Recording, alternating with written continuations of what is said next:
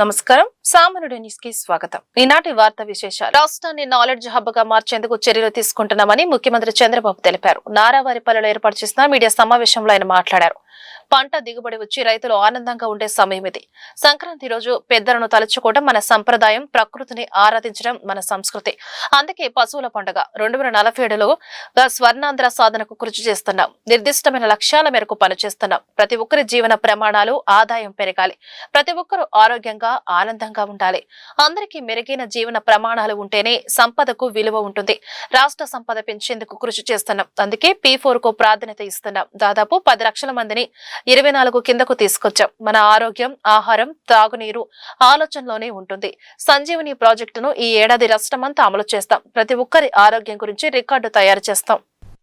ఇక్కడ పుట్టారు, గవర్నమెంట్ యొక్క ప్రయోజనాలు పొందారు, ట్యాక్స్ పేయర్స్ పే చేసిన డబ్బులతోనే చదువుకున్నారు, మీకు అవకాశం వచ్చింది, మీరు కూడా తెలివితేటలు ఉపయోగించారు, మీరు ఉన్నతమైన పదవులకు గాని ఉన్నతమైన స్థితికి గాని చేరుకున్నారు. కానీ మనతో పుట్టిన వాళ్ళు ఇంకా ఆ ఊర్లో ఇంకా వెనుకబడుతూనే ఉన్నారు. మెరుగైన జీవన ప్రమాణాలు లేవు. ఈ మధ్య ఆర్థిక అసమానతలు పెరుగుతున్నాయి. పబ్లిక్ పాలసీస్ వల్ల బిలియనియర్స్ ఎక్కువ అవుతున్నారు. ఆర్థిక అసమానతలు తగ్గించకపోతే భవిష్యత్తులో ఆ సమాజం ఆ సాటిస్ఫాక్షన్ ఉండదు. డబ్బులు అనేది, సంపద అనేది అందరికీ మెరుగైన జీవన ప్రమాణాలు ఇస్తేనే నిజమైన సమాజం అవుతుంది.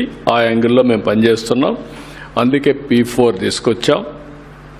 ఇప్పటికి ఒక 10 లక్షల కుటుంబాల్ని P4 ద్వారా అడాప్ట్ చేసుకున్నాం. ఈ 2026 నేను ఎక్కువ ఫోకస్ పెడతాను. ఇక్కడ కావాల్సిన డబ్బులే కాదు, మేనేజ్మెంట్ స్కిల్స్ కావాలి. ఇప్పుడు సేమ్ మనీ ఖర్చు పెడతాం. ఒక అతను పెట్టినటువంటి ఖర్చు ప్రొడక్టివిటీ హైయెస్ట్ వస్తుంది. కొంతమంది ఆ సమయంలో నిర్ణయం తీసుకోలేకపోతే అనుకుంటారు. 2047 విజన్ స్వర్ణ ఆంధ్రప్రదేశ్.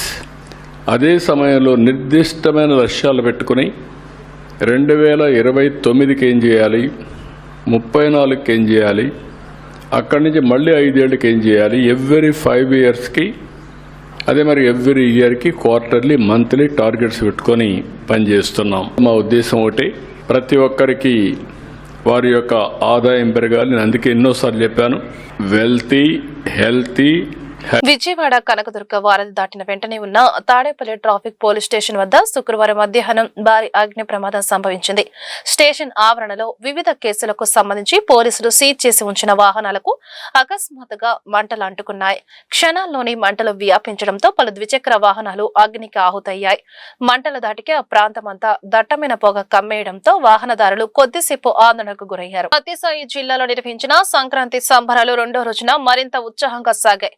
ఈ వేడుకల్లో మంత్రి సత్యకుమార్ యాదవ్ తన సతీమణితో కలిసి పాల్గొని ప్రత్యేక ఆకర్షణగా నిలిచారు. సంప్రదాయ వాతావరణంలో జరిగిన సంక్రాంతి వేడుకల్లో మంత్రి సత్యకుమార్ డాన్స్ చేసి అందరినీ అలరించారు. మెగాస్టార్ చిరంజీవి తాజా సినిమా మనశంకర వరప్రసాద్ గారు సినిమాలోని పాటకు మంత్రి ఉత్సాహంగా అడుగులు వేయడంతో అక్కడి ప్రేక్షకులు చప్పట్లతో హర్షధ్వనులు చేశారు. స్టేజ్ పైన ఉన్న డాన్సర్లు స్టెప్పులు చూపించడం, వాటిని మంత్రి ఫాలో అవుతూ కాలు కదపడంతో అంతా హుషారు వాతావరణం ఏర్పడింది. మంత్రి డాన్స్ స్పందనగా వేడుకల ప్రాంగణం మొత్తం పండుగ సంబరాలతో మార్మోగింది. ప్రజలతో కలిసి పండుగను ఆనందంగా జరుపుకోవడం విశేషంగా కనిపించింది.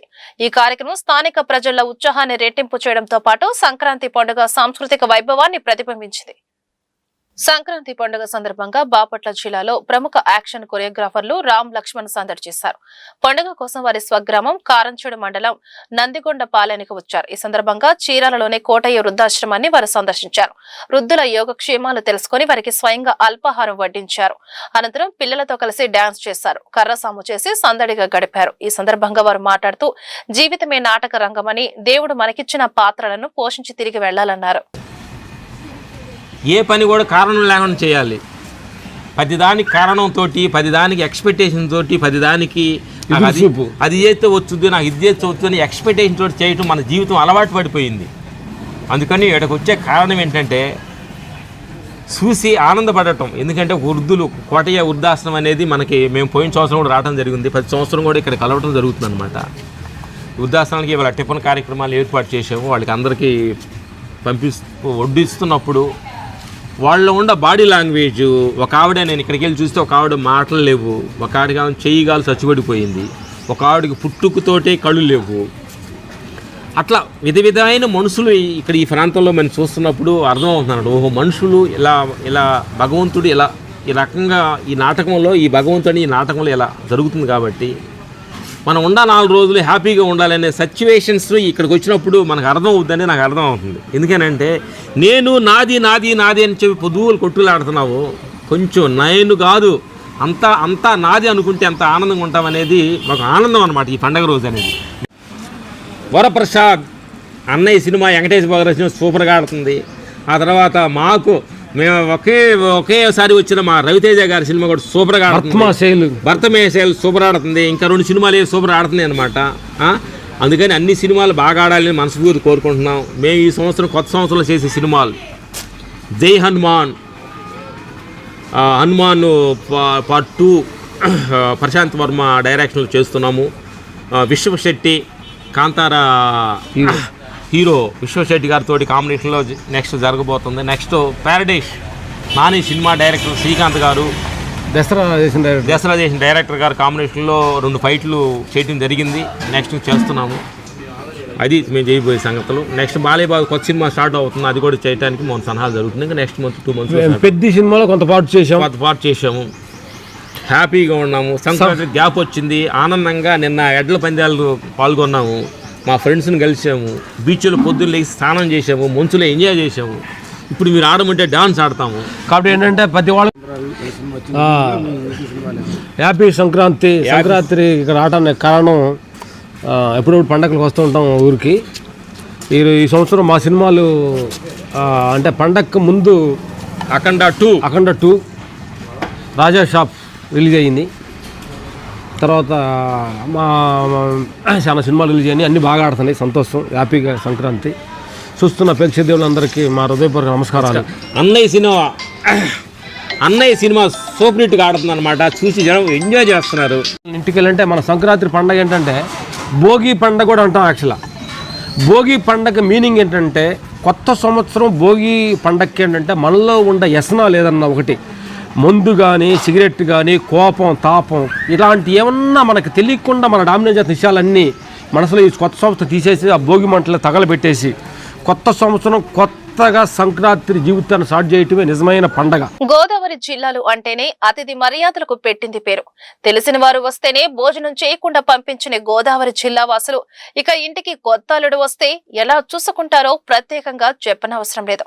పశ్చిమ గోదావరి జిల్లా పాలకొల్లు పట్టణానికి చెందిన హారిక శ్రీలక్ష్మికి రాజమండ్రికి చెందిన సాయి సత్యస్వరూప్ తో గత ఏడాది అక్టోబర్ లో వివాహం జరిగింది.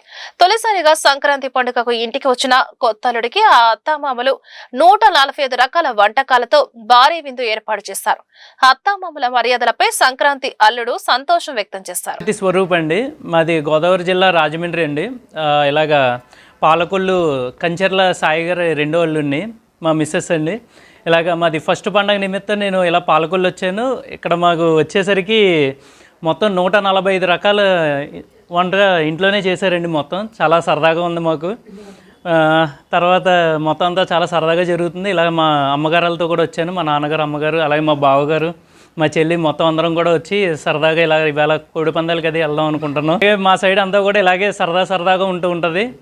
మీరందరూ కూడా నెక్స్ట్ పండగకి మీ ఫ్యామిలీస్తో ఇలాగ గోదావరి జిల్లా వచ్చి పండగ చేసుకోవాలని ఆశిస్తున్నాం. Thank you. నమస్తే అండి, నా పేరు కంచెల నాగమణి, మాది పాలకొల్లు అండి. మా వారి పేరు కంచెల సాయి గారు, మా మామయ్య కంచెల రాజారావు గారు అండి. మా ఫస్ట్ టైం మా అమ్మాయి మ్యారేజ్ అయిన తర్వాత ఫస్ట్ సంక్రాంతి అండి. మా అల్లుడి గారు రాజమండ్రి, మా అల్లుడి గారిని తీసుకొచ్చామండి. ఆయనకు మా అల్లుడి గారు సర్ప్రైజ్ చేస్తారని 145 రకాలు ఇంట్లోనే పెన్నులు తయారు చేసామండి. మేము మా బంధువులు మా ఫ్రెండ్స్ అందరూని. సంక్రాంతి పండుగ అంటే అందరూ జరుపుకుండేది కదండి. అసలే గోదావరి జిల్లాలో మాకు ఇంకా సరదాలు ఎక్కువండి. మా అల్లుడి గారు వచ్చినందుకు మాకు చాలా సంతోషంగా ఉందండి. మా అమ్మాయి మా అల్లుడి గారు మా ఇంకుడు మా వేపురలు అందరూ చాలా హ్యాపీగా ఫీల్ అయ్యారు. పెన్నెల్లి గ్రామ శివారులో ఉద్రిక్తత చోటు చేసుకుంది. కాసు మహేష్ రెడ్డితో పాటు పలువురు వైఎస్ఆర్సీపీ నేతలను పోలీసులు అడ్డుకున్నారు. పోలీసులకు కాసు మహేష్ రెడ్డికి మధ్య తీవ్ర వాగ్వాదం జరిగింది. సల్మాన్ అంత్యక్రియలకు వెళ్తున్న వైఎస్ఆర్సీపీ నేతలు కాసు మహేష్ రెడ్డి సహా పార్టీ నేతలను అడ్డగించారు. బారికేడ్లతో వైఎస్ఆర్సీపీ నేతలను పోలీసులు అడ్డుకున్నారు. అంత్యక్రియలకు వెళ్తే పోలీసులకు వచ్చిన నష్టమేంటి అంటూ పోలీసుల దౌర్జన్యం నశించాలి కార్యకర్తలు ఆందోళనకు దిగారు. రోడ్డుపై బైఠాయించారు. అంత్యక్రియలు కూడా చేసుకోనివ్వరా అంటూ బంధువులు ఆగ్రహం వ్యక్తం చేశారు. చివరి చూపు కూడా చూసుకొనివ్వడం లేదంటూ ఆవేదన వ్యక్తం చేశారు. ఒక రాజకీయ హత్య పిన్నెల్లిలో, 7 ప్రభుత్వ హత్యలు పిడుగురాళ్ళ దాచేపల్లిలో. గవర్నమెంట్ వచ్చిన వెంటనే గతంలో మేమేమో శుద్ధి చేసిన కృష్ణా నీళ్ళు ఇవ్వడానికి 200-300 కోట్లతో నియోజకవర్గంలో ప్రాజెక్టులు తీసుకొచ్చి పిడుగురాళ్ళలో నీళ్లు కూడా ఇచ్చాం. కృష్ణా నీళ్లు, శుద్ధి చేసిన కృష్ణా నీళ్లు భారతదేశంలో స్వతంత్రం వచ్చిన తర్వాత మొట్టమొదటిసారి. కానీ తెలుగుదేశం వచ్చి నాకు ఏం చేశారు, ఆ నీళ్ళు ఇవ్వలేక చేతగాక కలుషిత నీళ్ళు ఇస్తే డయేరియాతో, బాబు క్యాన్సరో గుండెపోటో కాదు, నీళ్లు దాగి డయేరియాతో పాపం పిడుగురాళ్లలో 5-6 దాచేపల్లిలో 2 చచ్చిపోయారు. దిక్కులేదు వాళ్ళకి, ఇప్పటివరకు ఎక్స్గ్రేషియా కూడా ఇవ్వలే ఈ చెత్త ప్రభుత్వం. పిన్నెల్లి గ్రామం ఎలా అభివృద్ధి చేశాం రండి, మీరు కావాలంటే వచ్చి చూడండి. అడుగడుగునా సిమెంట్ రోడ్లు వేసాం, తాగునీటి పథకాలు, ఇళ్లు లేని వాళ్ళకి ఇళ్ల పట్టాలు, రూపురేఖలు మార్చాం. ఏమైంది గెలిచిన రోజు నుంచి 200-300 కుటుంబాలు, గ్రామంలో ఉన్న మైనారిటీలు, బీసీలు, ఎస్సీలు, ఓసీలు, వైఎస్ఆర్సీపీకి ఓటేసిన ప్రతి ఒక్కడు, కార్యకర్త, నాయకుడు ఊరు బయట తరిమేశారు. పోలీసులు అడ్డం పెట్టుకొని ఒక సైడ్ పోలీసులు కొడుతున్నారు, ఇంకో సైడ్ తెలుగుదేశం నాయకులు స్వైర విహారం. పిల్లలు, ఆడవాళ్లు ఈరోజు గుంటూరుకు వచ్చి పాపం సెక్యూరిటీ గార్డులాగా చిన్న చిన్న పనులు రోజు కూలికి పోయి చేసుకుంటున్నారు చాలా కుటుంబాలు, ఎస్సీల్లో, బీసీల్లో, మైనార్టీలు. ఎడనుందా 200-300 కుటుంబాలంటే ఈ రోజున సుమారు 800 నుంచి 1000 మంది. గతంలో ఎప్పుడన్నా విన్నామా? పోనీ ఇదే గ్రామంలో చూసామా? దీనికా మీకు అధికారం ఇచ్చింది? దీని కొరకేనా? పాపం 3-4 రోజుల క్రితం ఎస్సీ నాయకుడు అత్యవసర పరిస్థితుల్లో 17-18 నుంచి ఊరు బయట ఉంటుంటే 18 నెలల నుంచి అత్యవసర పరిస్థితులు వచ్చి ఊర్లోకి పోతే, ఇంట్లో ఉంటే ఇంటి మీద దాడి చేసి ఇష్టానుసారం అతన్ని తల మీద కొడితే అక్కడికక్కడే అన్కాన్షియస్ అయిపోయాడు, కోమాలోకి వెళ్ళిపోయాడు. వాళ్ళ తమ్ముళ్ళు పక్కన సహాయం చేసి అంబులెన్స్లో తీసుకెళ్తూ పోలీసులకు ఫోన్ చేస్తే స్పందన లేదు. అక్కడున్న సిఐఎస్ఐ అంటాడు మీరు ఊర్లోకి ఎందుకు వచ్చారంటాడు. ఏం మీ జాగిరాయండి? ఎవరు ఊర్లోకి వాళ్ళు వస్తారు? తప్పు చేసిన వాళ్ళని, కొట్టిన వాళ్ళని అరెస్ట్ చేయాల్సింది పోయి వాళ్ళకి వంత పాడుతున్నాడు అక్కడున్న సిఐ భాస్కర్ రావు, ఎస్ఐలు. కేసు కట్టండాయా, అతను చావు బతుకుల మధ్య ఉన్నా అంటే కేసు కూడా కట్టలా 2-3 రోజులు. విజయవాడ ఇంద్రకీలాద్రిపై వేంచేసి ఉన్న కనకదుర్గమ్మ ఆలయంలో నేడు భక్తుల రద్దీ నెలకొంది. సంక్రాంతి పండుగ సెలవులు ముగియడం మరియు ఈ రోజు శుక్రవారం కావడంతో భక్తులు భారీ సంఖ్యలో తరలివచ్చారు. పండుగ ముగిసిన తర్వాతి రోజు మరియు శుక్రవారం కావడంతో ఇంద్రకీలాద్రికి భక్తుల రాక క్రమంగా పెరుగుతుంది. దీనిని దృష్టిలో ఉంచుకుని అధికారులు ఏర్పాట్లను ముమ్మరం చేస్తారు. ఆలయ ధర్మకర్తల మండలి అధ్యక్షులు బొర్రా రాధాకృష్ణ స్వయంగా క్షేత్రస్థాయిలో పర్యటించారు. అంతరాలయం వద్ద ఉన్న క్యూ లైన్లో భక్తులకు ఎటువంటి ఇబ్బందులు కలగకుండా స్వయంగా పర్యవేక్షిస్తూ లైన్లను క్రమబద్ధీకరించారు. ఉదయం 9 గంటల నుండి విధుల్లో నిమగ్నమయ్యారు. స్కానింగ్ పాయింట్ల వద్ద టికెట్ల వెరిఫికేషన్ ప్రక్రియను పరిశీలించి క్యూ లైన్లను స్వయంగా నియంత్రించారు.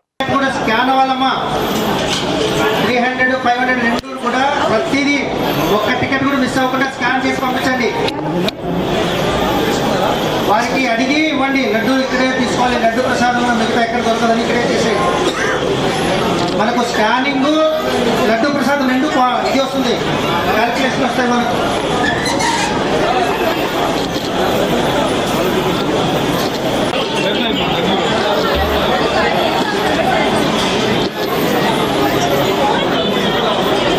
అంజమాన్ పరిరక్షణ కమిటీ ఆధ్వర్యంలో అంజమాన్ సంస్థకు చెందిన 72 ఎకరాల భూమిని కార్పొరేట్ కంపెనీలకు అప్పగించే నిర్ణయాన్ని ప్రభుత్వం విరమించుకొని డిమాండ్ చేస్తూ గుంటూరు అంగరంలోని పాత బస్టాండ్ సెంటర్ లో నిరసన కార్యక్రమం చేశారు. ఈ సందర్భంగా కాంగ్రెస్ పార్టీ మాజీ ఎమ్మెల్యే షేక్ మస్తాన్ వలీ, వైసీపీ నాయకులు రసూల్, వైఎఫ్ జిల్లా కార్యదర్శి షేక్ వలీ మాట్లాడుతూ అంజమాన్ భూములను ఈ కూటమి ప్రభుత్వం దోచుకొని చూస్తుందని మండిపడ్డారు.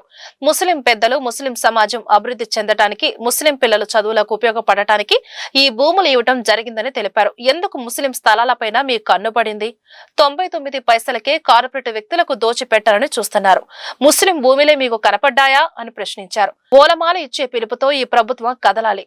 ప్రభుత్వం ఎలాంటి నిర్ణయం తీసుకున్నా ఆ ప్రజల యొక్క ఆస్తి యజమానులకు దక్కాలని డిమాండ్ చేశారు. స్థానిక ఎమ్మెల్యే అంజుమన్ భూములకు వ్యతిరేకంగా ముస్లింలను రెచ్చగొట్టే విధంగా మాట్లాడడం సరికాదని అన్నారు. ఈ భూమిని ఎవరు ఏమీ చేయలేరు, ఒక్క ఇంచు కూడా భూమి ఎక్కడికి పోదని ఎందుకు ఎమ్మెల్యే ప్రజలకు చెప్పలేకపోతున్నారని ప్రశ్నించారు. కూటమి ప్రభుత్వం తీసుకున్న నిర్ణయాన్ని వెనక్కి తీసుకోవాలి, లేకపోతే ఉద్యమాన్ని ఉధృతం చేస్తామని హెచ్చరించారు. అంజుమర్ హమారా హక్ భీ హమారా అనేటటువంటి నినాదంతో రాజకీయ పార్టీలన్నింటినీ కూడా పిలవటం జరిగింది. దీనిలో స్పష్టంగా ప్రతి ఒక్కళ్ళు ఏకాగ్రయంగా భూమిని కాపాడాల్సినటువంటి బాధ్యత ఉంది. కాంగ్రెస్ పార్టీ పక్షాన స్పష్టంగా చెప్పడం జరిగింది. ఎమ్మెల్యే గారి మీద పూర్తిగా బాధ్యత ఉంది.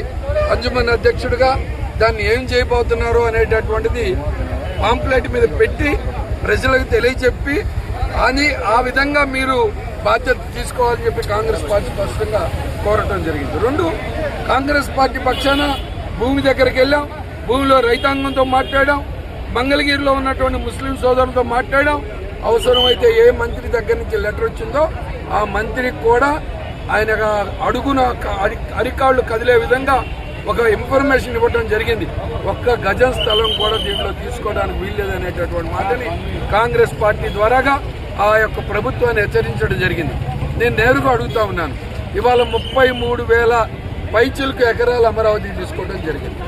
అది కాకుండా 2,500 ఎకరాలు మరి సీలింగ్ ల్యాండ్ ప్రూఫర్ ప్రభుత్వం దగ్గర ఉందంటే దాదాపుగా 36,000 ఎకరాలు ఉన్నాయి. అది కాకుండా ఇంకో 40,000 ఎకరాలు తీసుకుంటా ఉన్నారు. కలిసి 75,000-80,000 ఎకరాలు ఒక రియల్ ఎస్టేట్ బ్రోచర్ వేసేటటువంటి ధనంలో ముస్లింలు ఎవరో పెద్దలు ముస్లిం సమాజానికి, పేదవాళ్ళకి, వితంతువులకి చదువు కోసం ఉపయోగపడటం కోసం ఇచ్చినటువంటి ఈ భూమి మీద ఎందుకు కన్నుబడింది?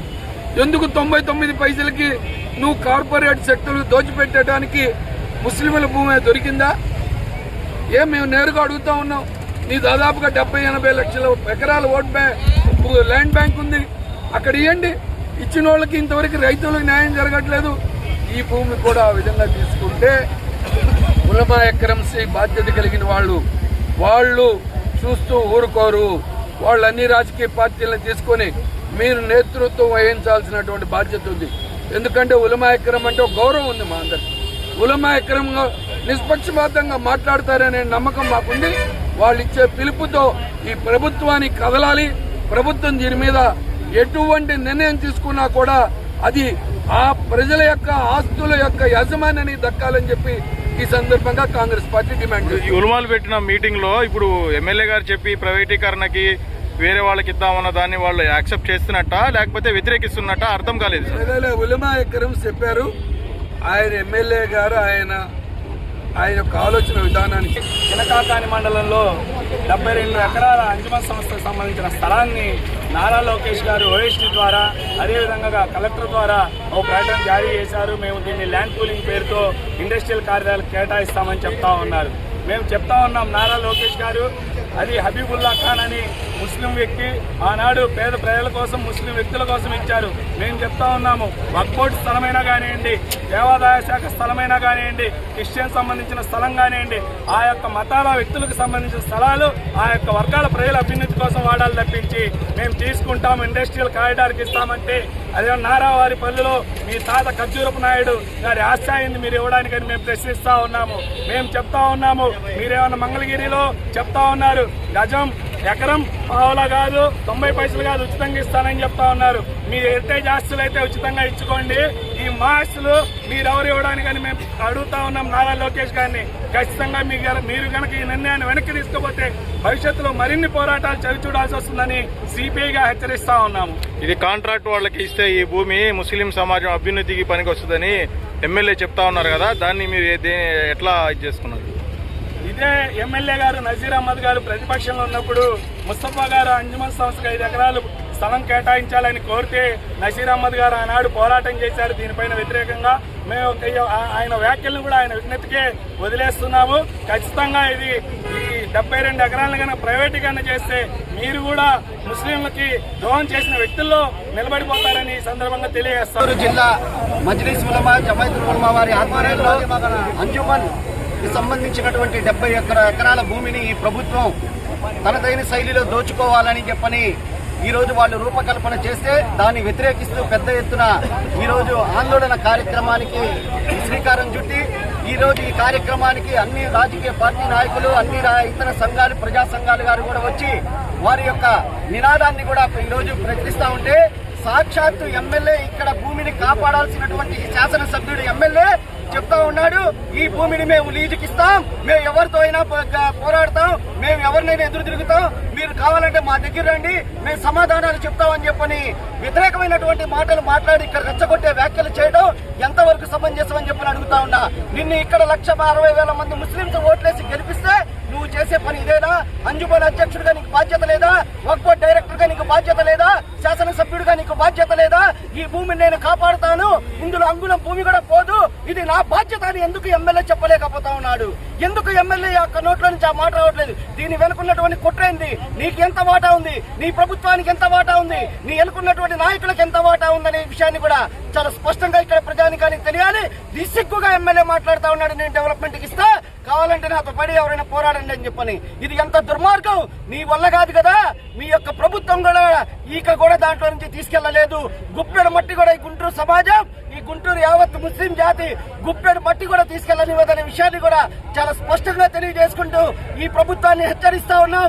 ఇప్పటికైనా విరమించుకోవాలి, లేకపోతే పెద్ద ఎత్తున ఆందోళన వైఎస్ఆర్ కాంగ్రెస్ పార్టీ తరఫున కూడా మేము చేపట్టడానికి అదేవిధంగా కోడి కత్తులు తయారు చేసే ముఠాను గుట్టురట్టు చేసిన నల్లపాడు స్పెషల్ బ్రాంచ్ పోలీసులు. గుంటూరు జిల్లా ఎస్పీ వకుల్ చిందల్ ఆదేశాల మేరకు SP DSP Srinivasulu, SP CI Alahari శ్రీనివాసును పర్యవేక్షణలో స్పెషల్ బ్రాంచ్ పోలీస్ సిబ్బంది జిల్లా వ్యాప్తంగా కోడి పందాలు జరగకుండా పటిష్ట నిఘా ఏర్పాటు చేసి, కోడి పందాల నిర్వాహకులు, కోడి కత్తులు తయారు చేసి సరఫరా చేసే వ్యక్తులు, కోడి పందాల కోసం బరులు ఏర్పాటు చేస్తున్న వారిని గుర్తిస్తూ చట్ట ప్రకారం కఠిన చర్యలు చేపడుతున్నారు. ఈ క్రమంలో నల్లపాడు స్పెషల్ బ్రాంచ్ పోలీస్ వారికి అందిన విశ్వసనీయ సమాచారం మేరకు నల్లపాడు పోలీస్ స్టేషన్ పరిధిలోని నాయుడుపేట అంబేద్కర్ కాలనీలోని ఒక నివాస గృహంలో కోడి కత్తులు తయారు చేస్తూ వాటికి సాన పెట్టి అక్రమంగా వ్యాపారం నిర్వహిస్తున్నట్లు తెలిసింది. ఈ సమాచారాన్ని ఎస్బీసీఐకి తెలియజేయగా ఆయన ఆదేశాల మేరకు నల్లపాడు పోలీస్ స్టేషన్ సిబ్బంది సహకారంతో సదరు ఇంటిపై దాడి నిర్వహించగా బండి బాలచంద్ర, తండ్రి బ్రహ్మయ్య, వయసు 49 సంవత్సరాలు, నివాసం శ్రీనివాసరావు పేట అదుపులోకి తీసుకున్నారు. దాడిలో భాగంగా అక్కడ ఉన్న 60 కోడి కత్తులు, 3 కోడి కత్తులకు సానపెట్టే మిషన్లను స్వాధీనం చేసుకుని తదుపరి విచారణ నిమిత్తం నల్లపాడు పోలీస్ స్టేషన్ కు తరలించారు. సంక్రాంతి పండుగ సందర్భంగా కోడి పందాలు నిర్వహిస్తూ జీవహింసకు పాల్పడే వారి పట్ల ఎలాంటి సడలింపు ఉండదని, చట్టాన్ని ఉల్లంఘించిన వారిపై చట్ట ప్రకారం కఠిన చర్యలు తీసుకుంటామని పోలీసు అధికారులు హెచ్చరించారు. ఈ వార్తలు ఇంతటితో సమాప్తం. నమస్కారం.